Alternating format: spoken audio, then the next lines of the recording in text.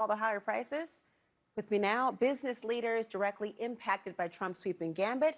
Russ Richardson, a car salesman in Pittsburgh, Dominic Cortez, president of Cortez Construction Services, and John Boyd Jr., the founder and president of the National Black Farmers Association. Glad to see all of you guys here. I want to begin with you, Russ, because I am curious. Are people rushing to your car dealership ahead of all of these expected tariffs? I mean, how much will it impact your business?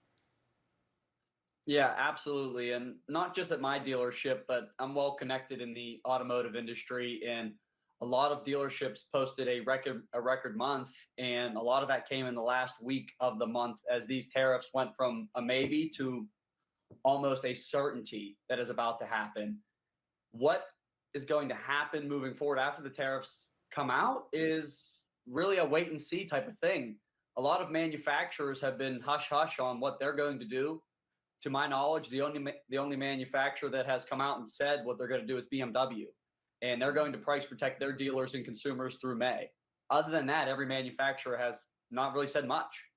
I mean, May is a hop, skip, and a jump away. It must be very, very disconcerting and anxiety-ridden to have this uncertainty in some respects of what's next. I mean, John, I want to ask you, because Trump has expressed his love for farmers, but has asked the key constituency to what he says is to, quote, bear with him. Give me a reality check. What are you hearing from farmers? Well, first of all, this is going to be the president one of his biggest mistakes, imposing tariffs, and I feel like it's casting a cloud of uncertainty for America's farmers. Every time the president says the word tariffs, the price drops, and people don't understand that the three things that America still does better than any other part of the world is produce corn, wheat, and soybeans. We don't have to ship them out and bring them back and do anything to them. When we grow it, it's ready to go. And the president is bargaining and gambling with America's farmers' future. And he's going to put a lot of farmers out of business.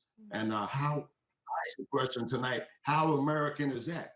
This is a body of people, America's farmers, that voted for this president overwhelmingly. I didn't, but many farmers in this country supported him, put his pasteboards out on their farms, and believe that this president is going to help them. And right now, America's farmers are suffering. They don't have farm operating loans in place. And here it is, planting season. And the president says we have to wait. And he made some sarcastic remark that America's farmers can find new markets at home. China is America's biggest market, for soybeans. Mexico is America's biggest purchaser of American-grown corn. This president is going down the wrong path, and he's destroying American agriculture in this country. Dominic, from cars to what's happening with farmers, I am curious about what's happening with home builders, because economists expect home builders to pull back in the coming months. How could these tariffs add to the cost of buying a home for Americans, let alone building? The truth is that we are expecting the cost of the lumber package to go up for a new home. It's estimated to be somewhere in the $7,500 range.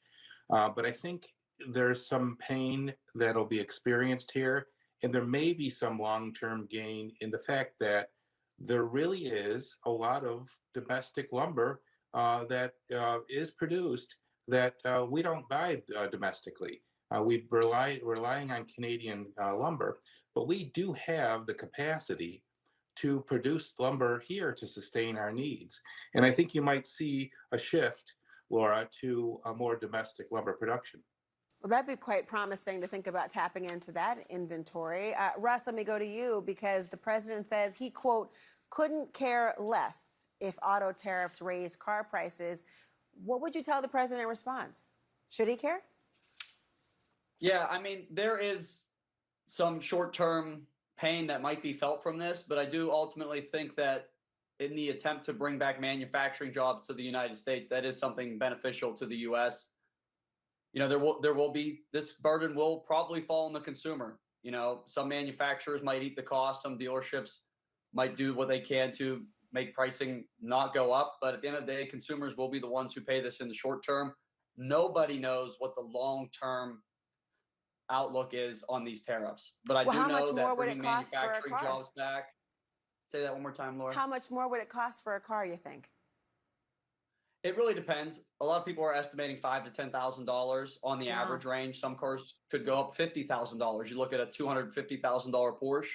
If that gets hit with a 25% tariff, and they pass that on to the consumer, that could go up 50 grand. Let me ask you, John, really quickly, too, because Trump has talked about the idea that tariffs are not actually a tax. But will American consumers ultimately bear the brunt of the tariffs that farmers feel, too? Yes, and to answer your earlier question, the president was in office the first time he announced these tariffs on China. The price went, Laura, from $16.80 a bushel for American-grown soybeans all the way down to $6 a bushel. That didn't help the American farm at all. And I don't see it how it's going to help us here in the long run. So again, I think that the president's playing footsies with America's farmers. He's completely dismantled the Department of Agriculture, laid off workers there, and closing off offices that farmers rely on to go into offices and to do. And the president also said that there'd be some resources coming to America's farmers when he's closing their office, Laura. I mean, so he's playing footsie and he's gambling with America's farm future in this country. And once you go out of business, it's not like these other things. When a farmer loses his farm, he loses his heritage, his livelihood, and he becomes a pillar of salt. So I'm calling on the president today to open these offices, return those workers back to USDA, and open those up. America's farmers can do business. Gentlemen, I'm really glad I got a chance to speak with each of you and learn more about your fields and for the American people to hear as well. Thank you.